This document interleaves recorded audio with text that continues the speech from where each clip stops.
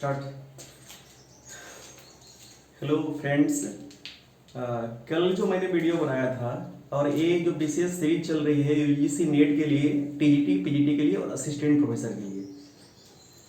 कल जो मैंने वीडियो बनाया था मैंने मुगल कालीन भू राजस्व व्यवस्था बनाया था और एक बड़ा टॉपिक है मध्यकालीन अर्थव्यवस्था। मध्यकालीन अर्थव्यवस्था, मिडिवल जो इकोनॉमी है, मिडिवल एज की जो इकोनॉमी है उसी वीडियो है। और इसमें हम कोशिश ये करते हैं कि हम इस तुलनात्मक अध्ययन कर सके कि सल्तनत काल में क्या था, उससे पहले की व्यवस्था क्या थी और मुगल काल में क्या था। तो हम देखते हैं आज सल्तनत काल की अर्थव्यवस्था और भू राजस्व व्यवस्था।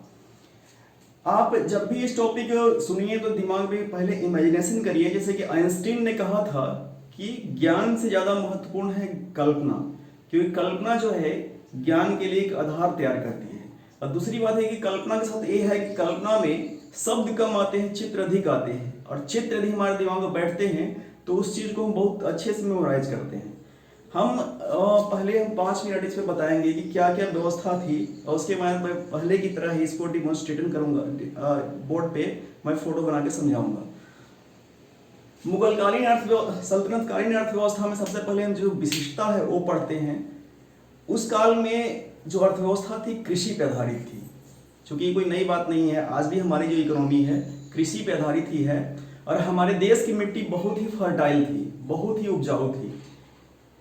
स्रोत क्या है भाई? तो स्रोत इब्न बतूता ने कहा कि इस देश की मिट्टी बहुत उपजाऊ है, और चूंकि कृषि कार्य थी, बहुफसली पत्ती हमारे यहाँ थी, एक ही खेत से कई कई फसल हम लोग लिया करते थे।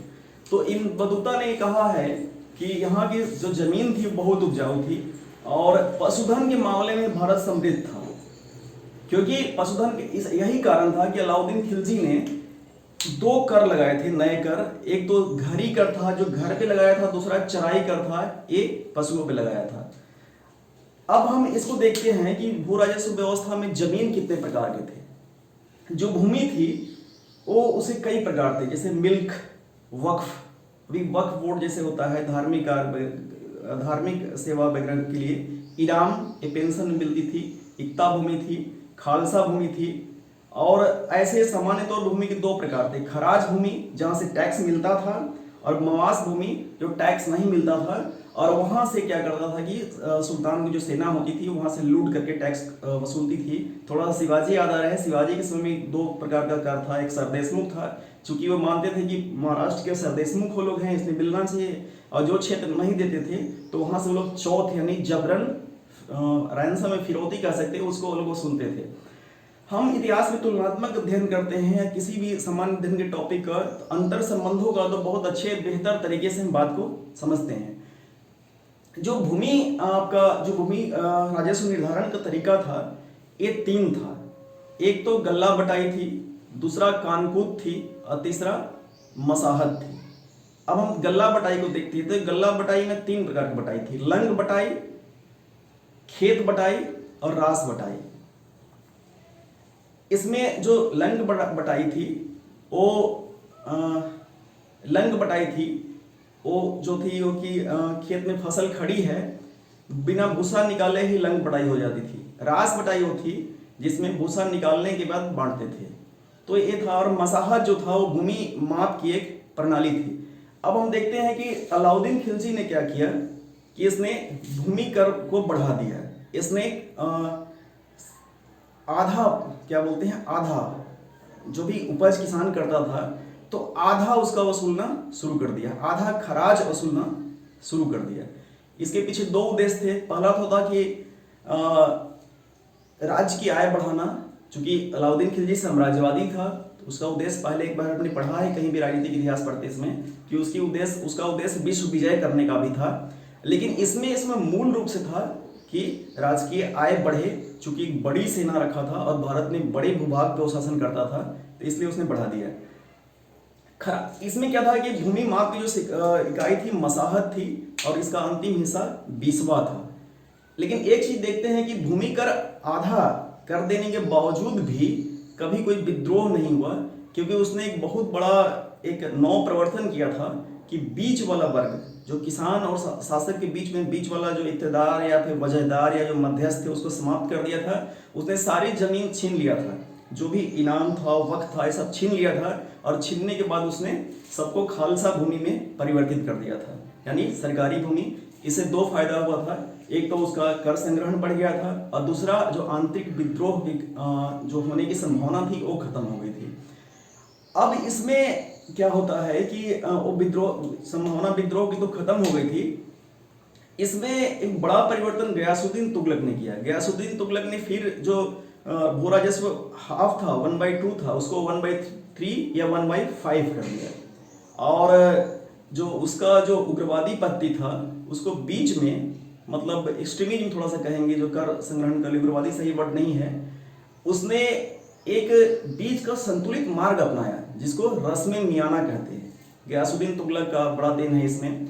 और इसके बाद फिरोज तुगलक ने, चूंकि उसने सिंचाई के साधन के लिए नहरें खुदवाई, सबसे पहले तो नहर गयासुद्दीन तुगलक ने खुदवाया, लेकिन बड़े पैमाने पे फिरोज तुगलक ने करवाया, और उसने एक नया कर सिंचाई कर भी लगाया था। इससे क्या हुआ था कि जो आपका सिंचाई कर लगा देने से क्या हुआ था, या फिर पहले खरीफ की फसल होती थी, अब रबी की फसल भी होने लगी थी, तो जो बहुफसली पद्धति है वो कहीं ना कहीं मजबूत हुई थी। जियाउद्दीन बर्नी ने अलाउद्दीन खिलजी के बारे में लिखा है कि जब उसने मध्यस्थों को समाप्त कर दिया तो मध्यस्थ इतने गरीब हो गए कि वो दूसरों घरों में उनकी औरतें जाकर काम करने लगी। लेकिन इतिहास में चूंकि अतिशयोक्ति पूर्ण विवरण कह सकते हैं, क्योंकि जियाउद्दीन बर्नी जो राजकीय इतिहासकार था उसने भी लिखा है कि इसका जो भू राजस्व पत्ती का उद्देश्य ये था कि अमीर लोगों से ज्यादा टैक्स लेना। अमीर को उसने उकाबिया कहा है और गरीब को उसने जुआफा कहा है, और गरीब लोगों को राहत पहुंचाना। इसके लिए उसने बाकायदे एक सुदृढ़ नौकरशाही विकसित किया था। हमें लगता है कि अलाउद्दीन खिलजी की जो ब्यूरोक्रेसी थी, और दूसरी बात है कि ब्यूरोक्रेसी उसकी यदि ब्यूरोक्रेसी लचर होती है तो काम अच्छा नहीं होता, लेकिन उसकी जो नौकरशाही थी बहुत ही दक्ष थी, बहुत ही सुदृढ़ थी, इसीलिए वो भारत में एक बड़ा साम्राज्य स्थापित करने में सक्षम रहा। अब थोड़ा सा हम बोर्ड पे देखते हैं। ये जो मध्यकालीन अर्थव्यवस्था है, इससे सबसे पहली बात है कृषि अर्थव्यवस्था है। कृषि अर्थव्यवस्था इब्न बतूता ने लिखा है, वही इब्न बतूता जिसने एक रिहला नाम की किताब लिखी है, और जो मोरक्को से आया था, और जिसको गयासुद्दीन तुगलक ने दूत के तौर पे चीन भेजा था। तो ये इब्न बतूता ने लिखा है कि वो सिंचाई, जो वहां का जो कृषि पद्धति थी या जो भूमि था वो बहुत ही उपजाऊ थी। अब जमीन को ऐसे देख ले, जमीन एक आपका इनाम था, दूसरा आपका वक्फ था, तीसरा आपका मिल्क था, खालसा था, और मवास था। जो वक्फ था धार्मिक सेवा के लिए, और जो मिल्क था ये राज्य द्वारा अनुदानित भूमि था।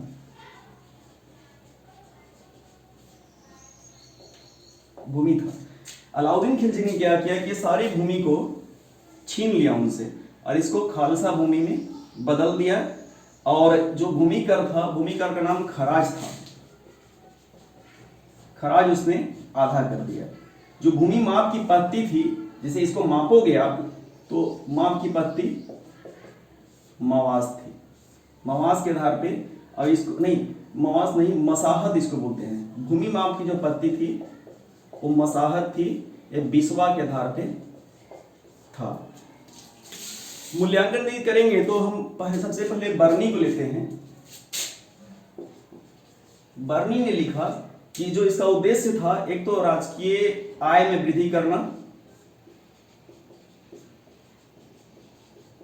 करना, दूसरा मध्यस्थों को